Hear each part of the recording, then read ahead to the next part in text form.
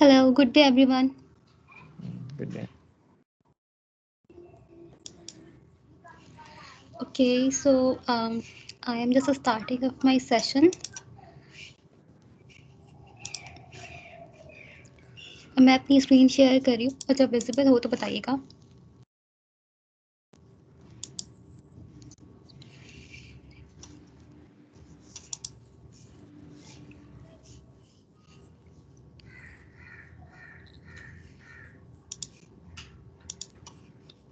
Yeah, it's visible now.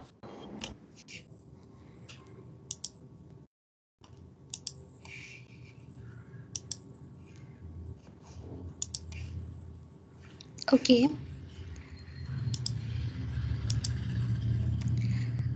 तो अभी जैसे आज हमारे पास ऑलरेडी काफ़ी सारे सेशन हुए हैं regarding technicality of dynamics 365 overall platform, उसके अलावा कस्टमर इंगेजमेंट या पावर प्लेटफॉर्म के ऊपर. तो इस सेशन में हम सिर्फ एक ओवरव्यू देखेंगे कि हमारे पास डायनामिक्स 365 का ओवरव्यू क्या है, उस प्लेटफॉर्म का ओवरव्यू क्या है. उसके बाद हम थोड़ी सी डीप डाइव करेंगे कस्टमर इंगेजमेंट की और उसकी एप्लीकेशंस की. और उसके बाद हम कवर करेंगे पावर प्लेटफॉर्म का एक ओवरव्यू, उसके fundamentals. So let's start. Okay, basically वैसे तो ऑब्वियसली सबको पता ही है कि माइक्रोसॉफ्ट डायनामिक्स 365 क्या है एक्चुअली. ये एक ऐसा प्लेटफॉर्म है जो कि कस्टमर से लेकर आपकी रिसोर्स प्लानिंग तक सारी एक्टिविटीज़ को एक जगह पे इंटीग्रेट कर रहा है और आपके बिजनेस के सारे सिनेरियोज को कवर करने के लिए डिफरेंट एप्लीकेशंस प्रोवाइड कर रहा है. मतलब जो मेन ऑब्जेक्टिव है माइक्रोसॉफ्ट का वो यही है कि आपके कस्टमर्स, आपके प्रोडक्ट्स, उसके अलावा जितने भी लोग हैं और डेटा है वो सब एक जगह पे इंटीग्रेट हो सके, कनेक्ट हो सके. तो बेसिकली जो हमारे पास माइक्रोसॉफ्ट डायनामिक्स 365 है, ये एक ऐसा प्लेटफॉर्म है जो कि बिजनेस एप्लीकेशंस प्रोविजन करता है ऑन सम एक्सटेंट, जो कि आपके कस्टमर से रिलेटेड है और कुछ जो आपकी कंपनी की इंटरनल्स होती हैं.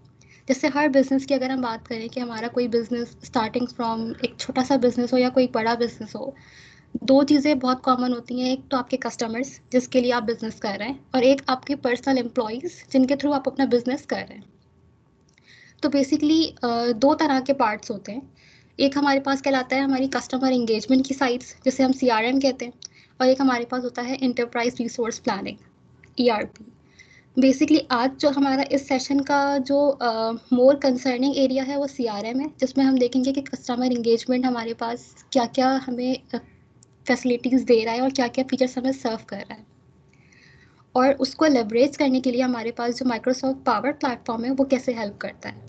बाकी जो हमारे पास ERP का पार्ट है, जिसे हम फाइनेंस एंड ऑपरेशंस कहते हैं, या टैलेंट, यानी कि ये सारे वो पार्ट्स हैं जो कंपनी की इनहेरिटेंस से लिंक करते हैं. यानी हर कंपनी के लिए जो इम्पोर्टेंट सिनेरियो होता है वो होता है उसका फाइनेंस, कि उसका फाइनेंस कैसे अर्न हो रहा है, कैसे जनरेट कर रहा है वो, और उसके कैसे ऑपरेशंस वो परफॉर्म कर रहा है. वो एक बेसिकली अलग पार्ट है जिसे हम ERP का मेन मॉड्यूल कहते हैं, फिनॉप्स. उसके बाद हमारे पास माइक्रोसॉफ्ट की एक अदर एप्लीकेशन है जिसे हम जो बेसिकली HR बेस्ड है, जिसके हम टैलेंट कहते हैं. ठीक है. Similarly we have retail for e-commerce type of businesses. लेकिन अगेन आज हम जो अभी बेस्ड करेंगे अपने सेशन में वो हम करेंगे CRM, यानी कि ये वाला पार्ट जो कि आपके लेफ्ट साइड पर है. इसमें हम देखेंगे कि CRM किस तरीके से हमें हेल्प कर रहा है हमारे बिजनेस को डिजिटलाइज करने में और उसे ऑटोमेट करने में. So moving forward, we have a demonstration from Microsoft, जो कि just a 1 minute वीडियो है एक, जिसमें उन्होंने बताया हुआ है ओवरऑल कि मतलब कैसे हमें हेल्प करता है कस्टमर एंगेजमेंट. तो हम ये देखिए. We live in a time of relentless business transformation. We're connecting customers, products, people, and data wins. Where smarter wins. A time where Microsoft technology can help transform organizations, bringing together company and customer, patient and provider, factory and field service, people and government, storefront and supply chain. Without silos, without customers, products, people, and data connected and ready. This is Dynamics 365. Microsoft Business Applications. Unlock next.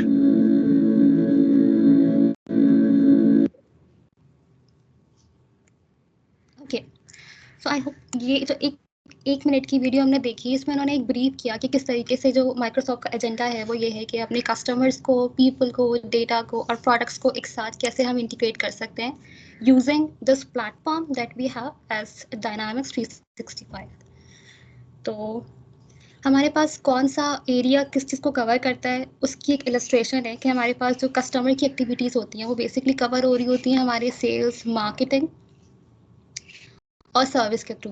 लेकिन service is the basic application जो कि आपकी तीनों चीज़ों को, यानी कि आपके कस्टमर्स, आपके एंड पीपल और आपके प्रोडक्ट्स, इन तीनों का एक जो कहना चाहिए ना कि इंटीग्रेशन पॉइंट होता है, वो बेसिकली आपका कस्टमर सर्विस है.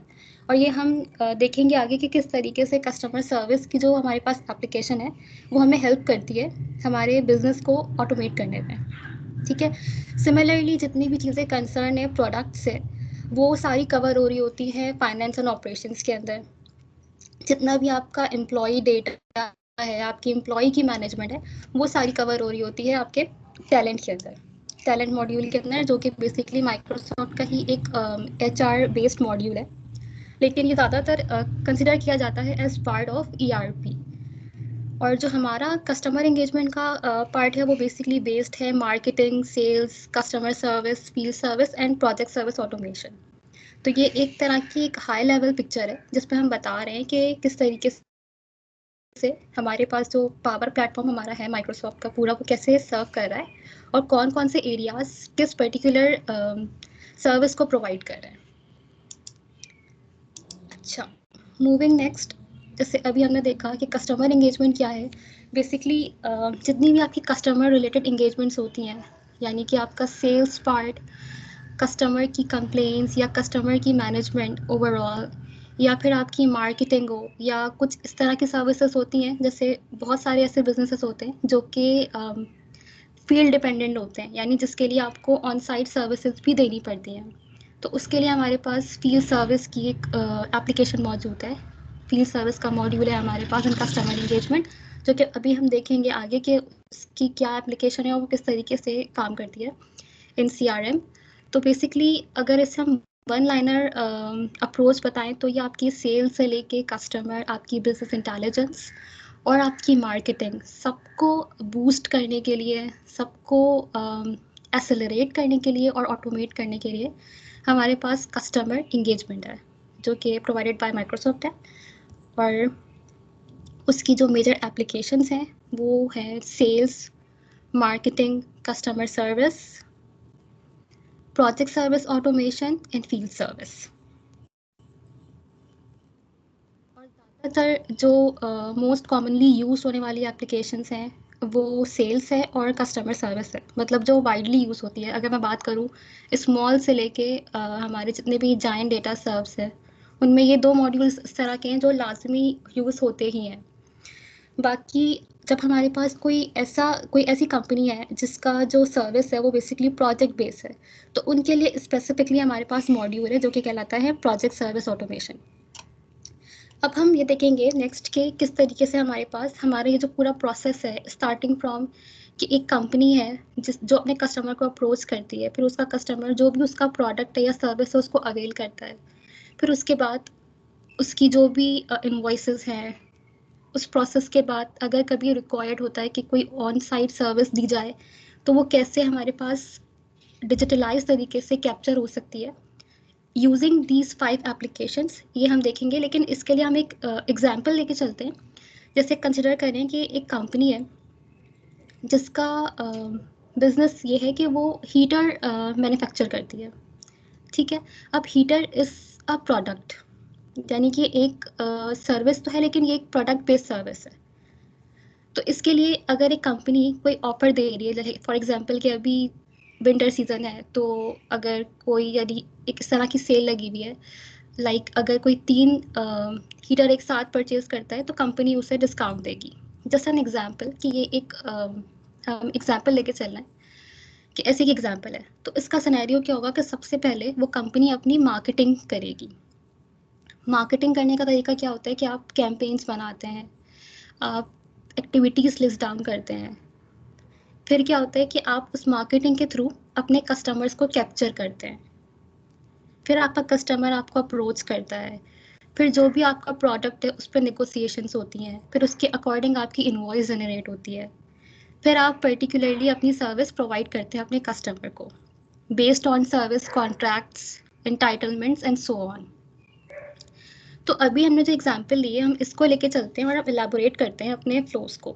सबसे पहले हम देखेंगे स्टार्टिंग फ्रॉम मार्केटिंग, क्योंकि अभी मैंने कहा कि जो हमारी एग्जांपल है, जो हमने अभी एक एग्जांपल कंसिडर किया कि एक कंपनी है जो कि हीटर प्रोड्यूस करती है, मतलब हीटर मैन्युफैक्चर करती है, और वो चाहती है कि वो एक कैंपेन चलाए या एक विंटर बेस एक ऑफर प्रोवाइड करे अपनी सेल को बढ़ाने के लिए, अपनी प्रॉफिटेबिलिटी को एनहेंस करने के लिए। तो वो बेसिकली पहले एक कैंपेन चलाएगी, मतलब एक मार्केटिंग की पूरी कैंपेन बनेगी जिसमें वो लिस्ट डाउन करेगी कि उसकी एक्टिविटीज़ क्या क्या होंगी, उनका मोड ऑफ मार्केटिंग क्या होगा। इसकी एक आसान सी एग्जांपल ये है कि जैसे आज हमने ये एक इवेंट ऑर्गेनाइज किया है जो कि एक वर्चुअल इवेंट है, हम इसे कह रहे हैं कि ये एक बूट कैम्प है। बेसिकली हम भी एक तरह की मार्केटिंग कर रहे हैं जो कि हम माइक्रोसॉफ्ट के बिहाफ पे कर रहे हैं उसके प्रोडक्ट्स की या उसकी टेक्नोलॉजी की। A sort of like this marketing module का भी एक सेम एजेंडा है कि आपकी जो भी प्रोडक्ट है या जो भी आपकी सर्विस है उसको आप कैसे सेल करोगे, आप अपने कस्टमर को कैसे कैप्चर करोगे, इट्स ऑल अबाउट दैट। तो ये बेसिकली डिपेंड करता है। सबसे जो इनिशियल आपके जो इम्पोर्टेंट एक्सपेक्ट्स है ना वो है अकाउंट और contact. Account again is something that can be company हो सकती है ये, या एक ये इंडिविजुअल भी हो सकता है, डिपेंड्स कि आपका बिजनेस है या फिर आपका कस्टमर है जो कि आपको अप्रोच कर रहा है।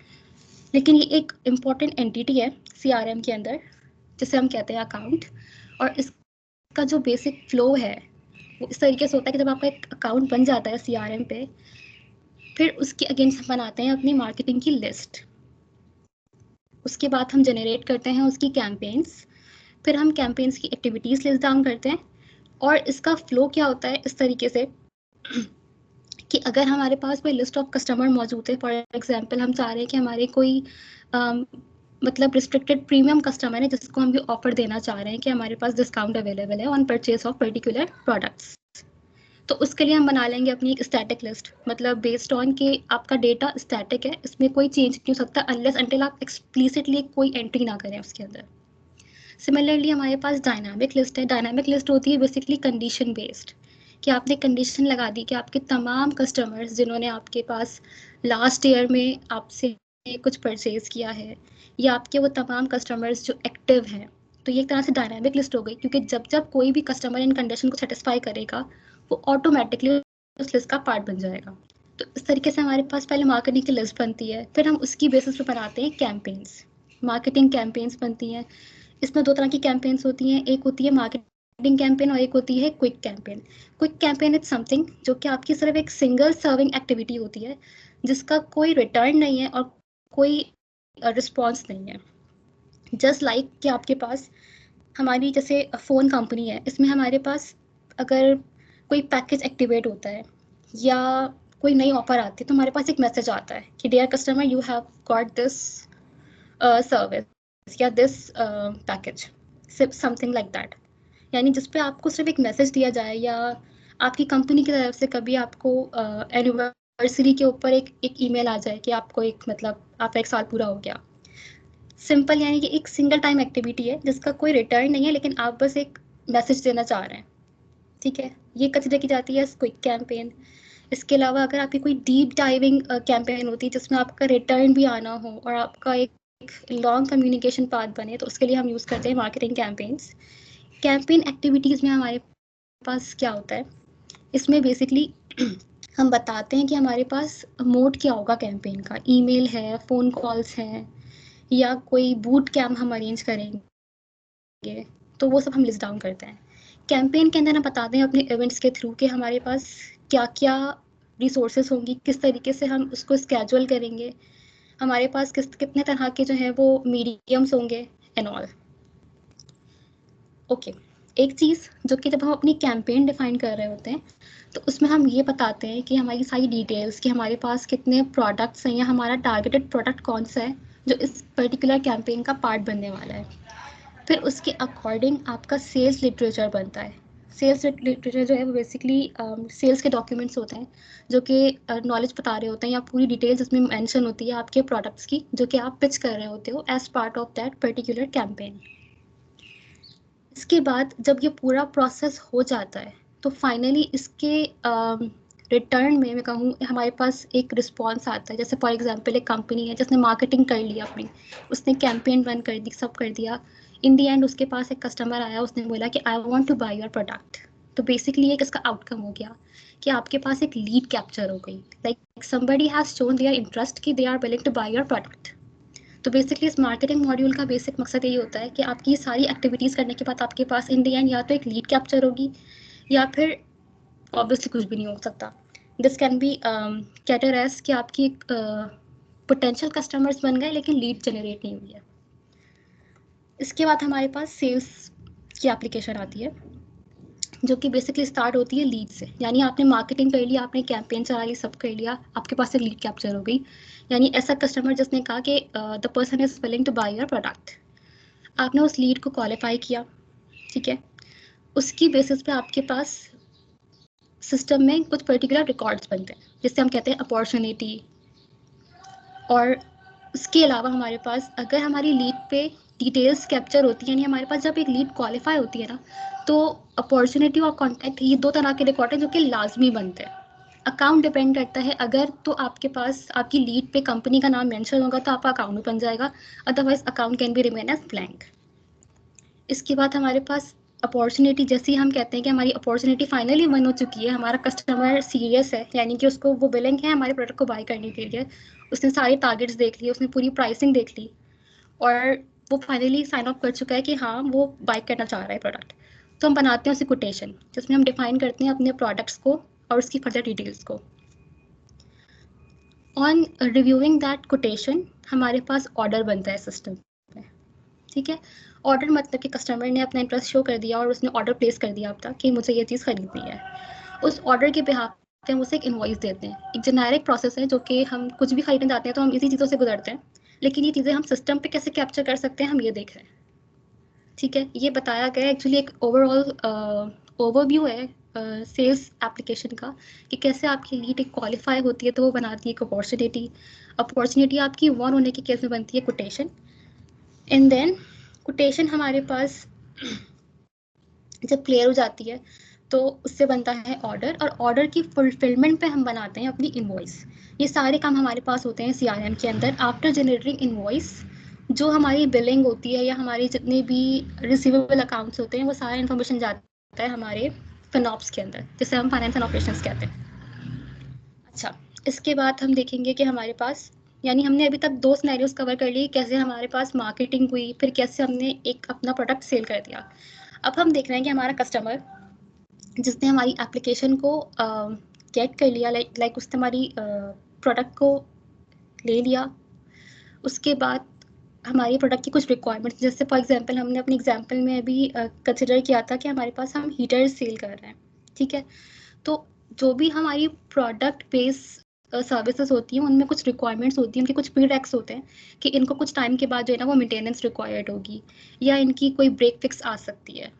तो उसके लिए तरीका क्या है कि आपका कस्टमर आपको अप्रोच करेगा। हो सकता है कि आपकी किसी इंस्टॉलेशन में कुछ मसला हो, कस्टमर को कोई कंप्लेन करनी हो आपके पास, तो उन सब चीज़ों को कैप्चर करने के लिए हमारे पास कस्टमर सर्विस का मॉड्यूल है, ठीक है। कस्टमर सर्विस का मॉड्यूल बेसिकली कैसे काम करता है कि वो कस्टमर की एक्टिविटीज़ को कैप्चर करता है। एक्टिविटीज़ का मतलब ये है कि आपका कस्टमर आपको कैसे अप्रोच कर रहा है। This can be an email, this can be a call, depending on के क्या उसका मोड ऑफ कम्युनिकेशन है। वो आपको एक वेबसाइट के थ्रू भी कर सकता है लिंक्ड, लाइक हमारे पास एक एप्लीकेशन है ओमनी चैनल जो कि बेसिकली पर्टिकुलरली हेल्प करती है कस्टमर को किसी भी तरीके से, यानी कि उसकी ओमनी प्रेजेंस के साथ वो आपको अप्रोच कर सके, अपनी कंप्लेन बता सके उसके लिए। तो फर्स्ट जो हमारे पास स्टेप होता है कस्टमर सर्विस का वो यही है कि हम कस्टमर की एक्टिविटीज़ देखते हैं, ठीक है। उसकी बेसिस पे हम उसके रूल सेट करते हैं। राउटिंग रूल्स बेसिकली ये एक फीचर है हमारे पास, ये कॉन्फ़िगरेशन एक तरह की जो कि हमारे कस्टमर एंगेजमेंट के अंदर डिफाइन होती है। उसकी बेसिस पे हम बनाते हैं केसेस। केसेस जो है वो कस्टमर सर्विस का सबसे मेन और सबसे इम्पॉर्टेंट एक्सपेक्ट है। लाइक ये हमारा सबसे इम्पॉर्टेंट एंटिटी है। लाइक अभी हमने रीनेमिंग कर दिया है, तो आई वुड से कि ये सबसे इम्पॉर्टेंट टेबल है हमारे पास, केस, जिस पे हमारा सारा डेटा कैप्चर हो रहा होता है।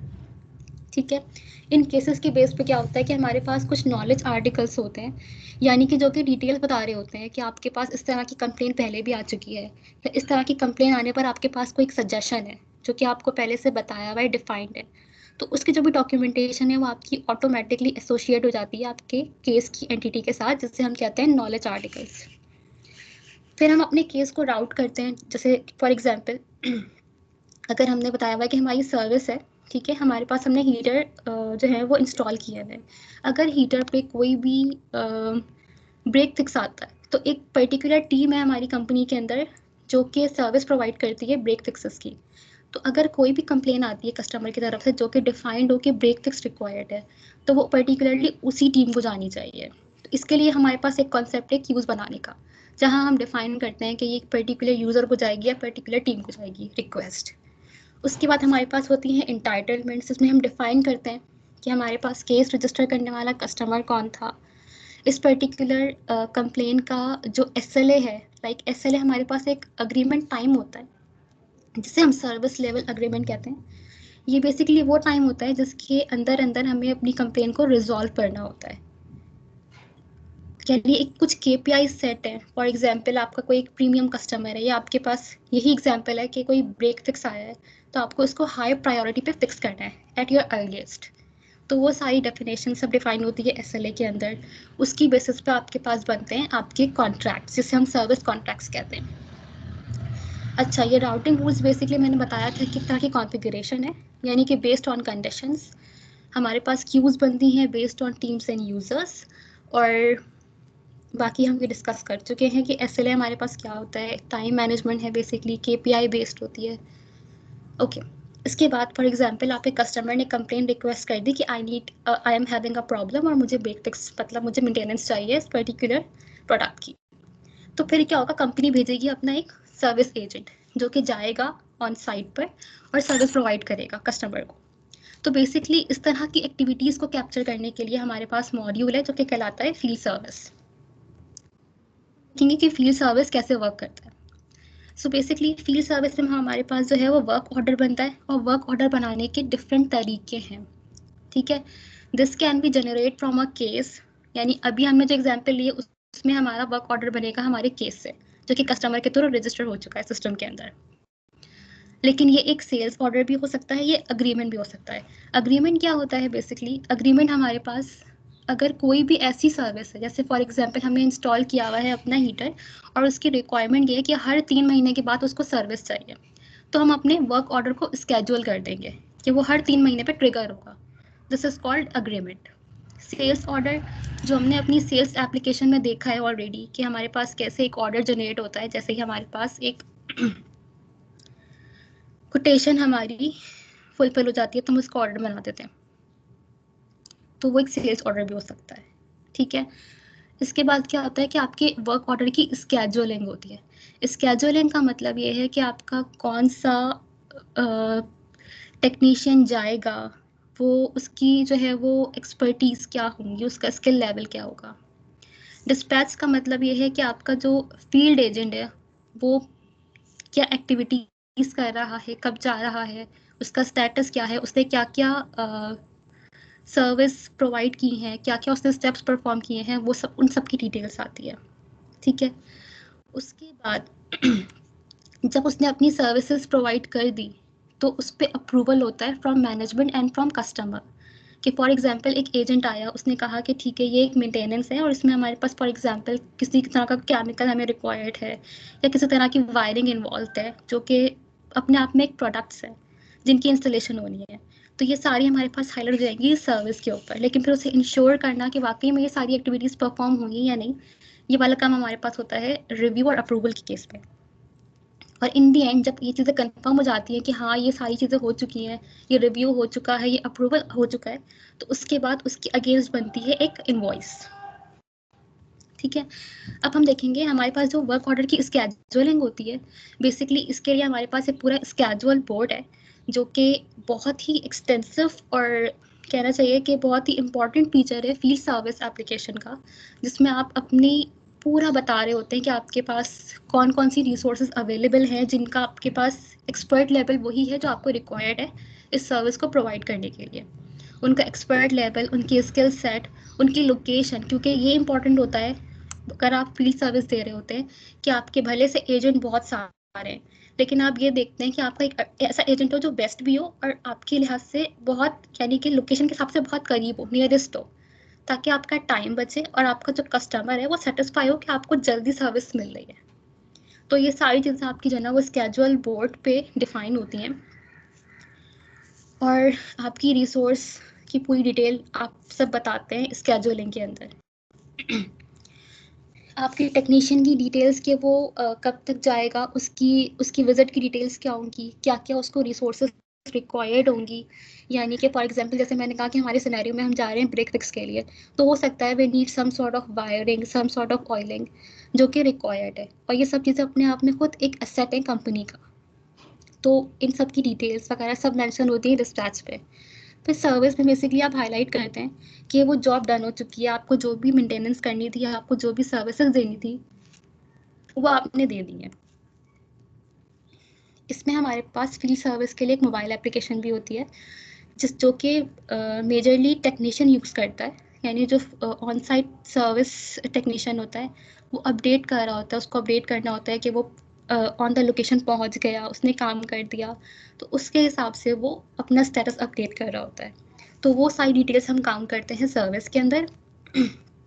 और इन दी एंड सर्विस मैनेजर जो है वो रिव्यू करता है आपके सारे काम को, यानी कि टेक्नीशियन के सारे काम को, फिर उससे अप्रूव करता है।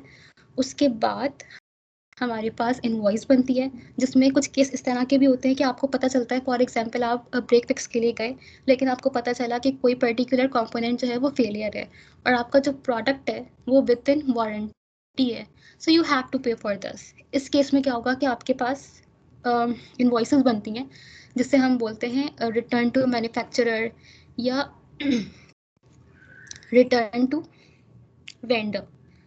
कोई भी ऐसी चीज़ जो आपने अपनी सर्विसेज के लिए किसी और वेंडर से लिंक करके ख़रीदी है, उसमें कोई मसला आया है, तो आप उसकी इनवॉइस बना के देते हैं और उससे वापस करते हैं कि भाई इस पर्टिकुलर प्रोडक्ट में मसला है, तो उसकी एक इनवॉइस बनेगी जिसमें आप उसको रिटर्न देते हो। तो रिटर्न दो तरह के हो सकते हैं, रिटर्न मतलब आपका मैन्युफैक्चरर को भी हो सकता है और वेंडर को भी हो सकता है। तो वो सारी जो आपकी डॉक्यूमेंटेशन होती है, इनवॉइसिंग होती है, वो सारी आपकी इस लास्ट पार्ट में कवर होती है जिसे हम कहते हैं इनवॉइसेस या फिर इन्वेंट्री एडजस्टमेंट। ओके, तो अभी हमने जो एग्जाम्पल कवर किया उसमें हमने देख लिया कि हमारे पास D365 कस्टमर इंगेजमेंट कैसे हेल्पफुल है प्रैक्टिकली चीज़ों को डिजिटलाइज करने में या उनको ऑटोमेट करने में। वो तमाम प्रोसेस जो हम मैन्युअली बड़े आराम से कर लेते हैं वो सिस्टम के थ्रू कैसे हो सकता है, हमने ये सब कुछ देखा है। और ये जो हमने अभी डायग्राम में देखा है, प्रेजेंटेशन जो देखी है, ये बेसिकली जितनी भी आप ब्लू हाईलाइटेड से देख रहे हैं, ये वो बेसिक मॉड्यूल्स हैं जो हमारे पास सिस्टम के अंदर in the form of table मौजूद होते हैं या फिर सब एंटिटी या फिर कह लूँ मैं एक चाइल्ड एंटिटी के तौर पर मौजूद होते हैं।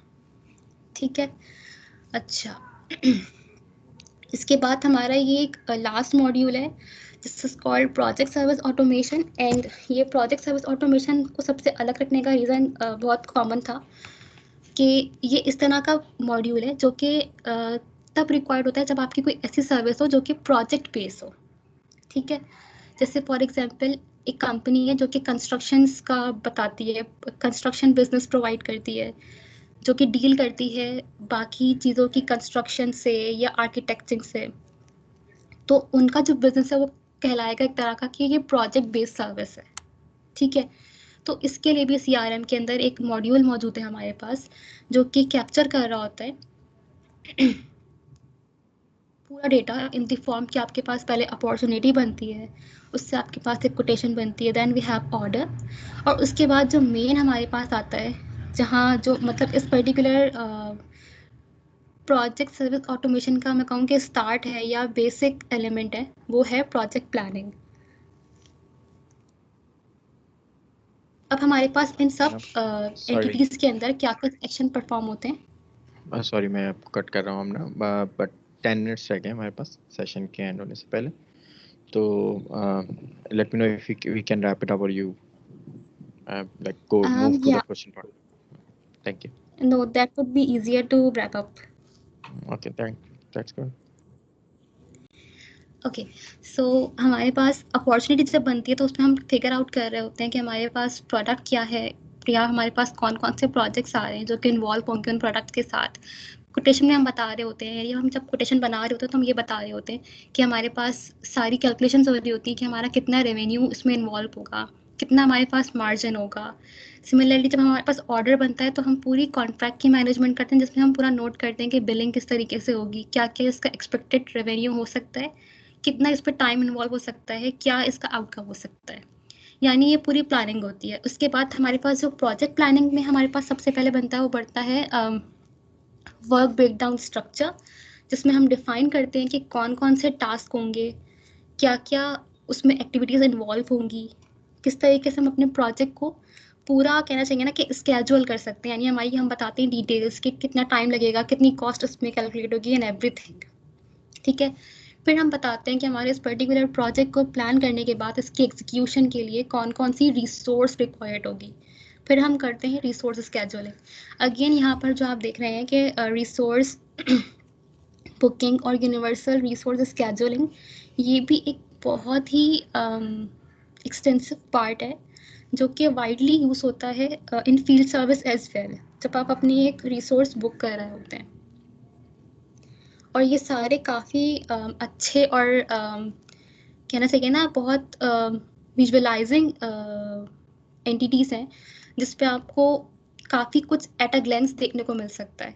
एंड आई बिलीव कि हमारे आज की इस पूरी डे की एक्टिविटी में ऐसे सेशंस मज़ीद होने वाले हैं जिसमें हम देखेंगे कि स्केड्यूल बोर्ड क्या होता है, उसमें हम किस तरीके से अपनी एक्टिविटीज़ सेट करते हैं और हम कैसे उसमें अपनी रिसोर्स प्लान करते हैं। So everything there. And then हम देखते हैं कि हमारे पास हमारा प्रोजेक्ट एग्जीक्यूट कैसे होगा, उसकी टाइम क्या होगी, उसके एक्सपेंसेस क्या होंगे, और फिर उस पर अप्रूवल लेना। फॉर एग्जांपल हमने कंस्ट्रक्शन का काम कर दिया, हमने बता दिया कि इस पर इतना खर्चा आया, इस पर इसका स्टेटस ये है, तो एक CR लेनी होती है कस्टमर से कि क्या वो मज़ीद इसी चीज़ को आगे बढ़ाना चाह रहा है या नहीं, तो उसके लिए हमें अप्रूवल चाहिए होता है। तो इस तरह की सारी एक्टिविटीज़ कैप्चर करने के लिए हमारे पास प्रोजेक्ट सर्विस ऑटोमेशन का मॉड्यूल मौजूद है। ठीक है, after finalising calculating everything, last में हमारे पास बनती है एक इनवॉइस जिसमें हमारे पास एक्चुअल्स आते हैं कि हमारा क्या कॉस्ट थी, हमने क्या इसमें सेल किया है, क्या हमारा प्रॉफिट रेज हुआ है एंड एवरीथिंग। ठीक है, अच्छा तो बेसिकली अभी हमने देखा एक क्विक ओवरव्यू कि कैसे हमारे पास कस्टमर एंगेजमेंट हमें हेल्प कर रहा है इन 5 एप्लीकेशंस के थ्रू हमारे बिजनेस को ऑटोमेट करने में। ठीक है, इसके बाद हमारे पास कॉन्सेप्ट है एक्सेलरेटर्स का। बेसिकली ये हमारे पास एप्लीकेशंस हैं जो कि आपको एक सिंगल स्क्रीन पर रहते हुए सारे काम करने के लिए कहना चाहिए ना कि पॉसिबिलिटी देती है। यानी कि अब आपको ज़रूरत नहीं है कि आप एक एंटिटी से दूसरी एंटिटी की तरफ जाएं, यानी कि एक टेबल से दूसरे टेबल पर जाएं या आप एक स्क्रीन से दूसरे स्क्रीन पर मूव करें। कम्युनिकेशन को आसान बनाने के लिए, इजी बनाने के लिए और एक्सपेडाइट करने के लिए हमारे पास कुछ इनसाइट्स हैं, जिसे हम सेल्स इनसाइट्स कहते हैं, marketing insights, customer service insights. ये एप्लीकेशंस बेसिकली हमारे पास इन तमाम कस्टमर एंगेजमेंट की एप्लीकेशंस को इन्हांस करने के लिए या इनको स्पीड अप करने के लिए यूज़ होती है।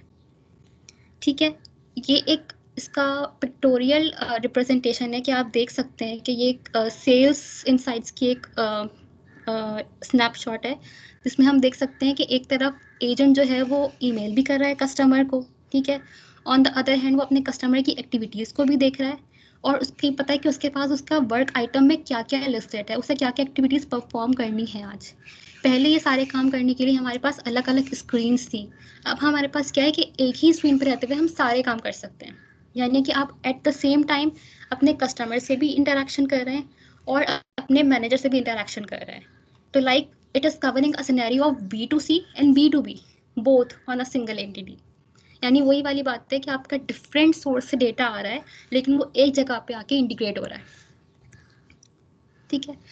सिमिलरली ये एक एग्जांपल है हमारे पास कस्टमर सर्विस इनसाइट्स की कि कैसे आप बात कर सकते हैं अपने कस्टमर के साथ साथ अपने सर्विस मैनेजर के साथ, और सारी एक्टिविटीज़ आप वन गो में कर सकते हैं।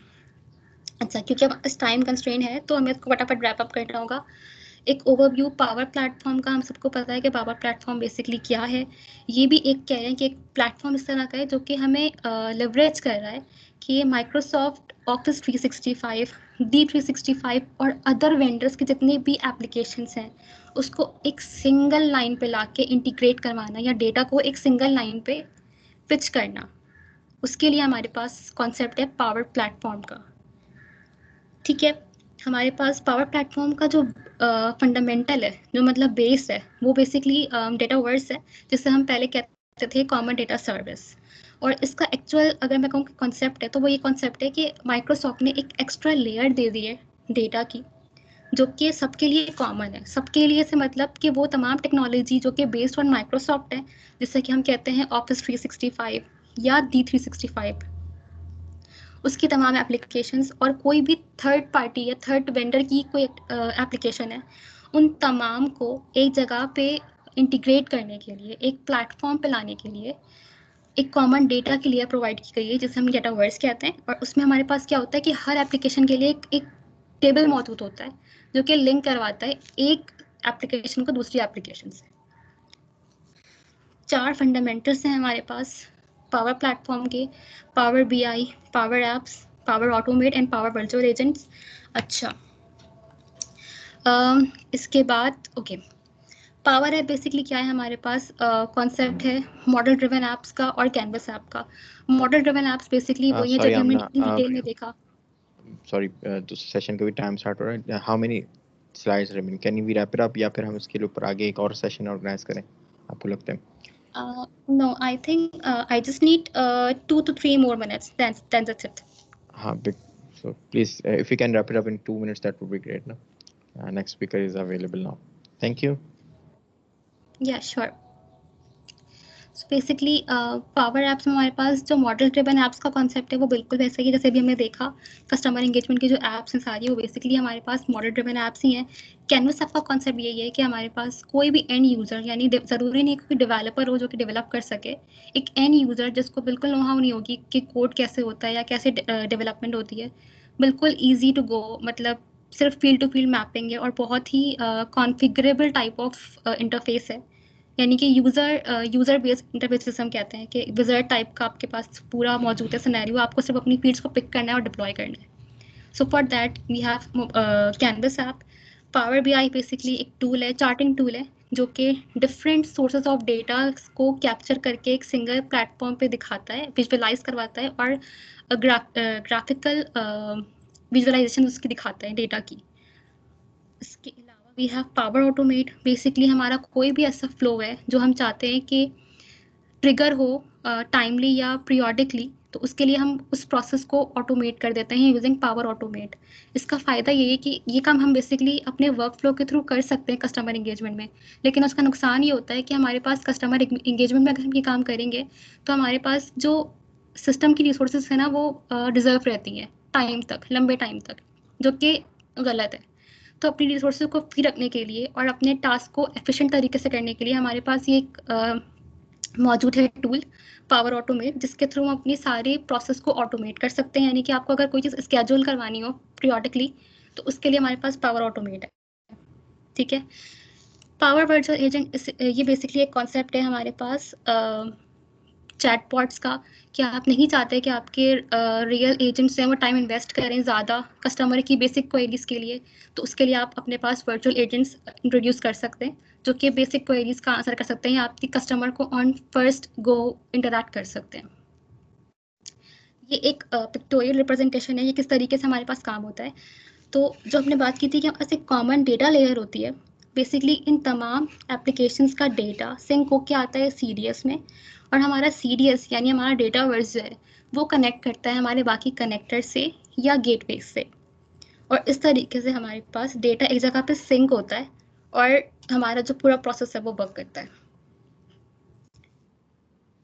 I think I am done. Thank you so much. Sorry, thank you Amna for the detailed session. Unfortunately, question answers के sessions हम नहीं कर पाएंगे, लेकिन obviously you can see the contact details. अगर आपको कोई specific question किसी को करना है तो आमना से आप feel free to connect. आमना ये please chat में भी आप दे देगा ताकि लोग आपसे connect कर सकें मजीद. So thank you again for the detailed session, Amna. Now we will be moving to Faiza. She will be our next speaker.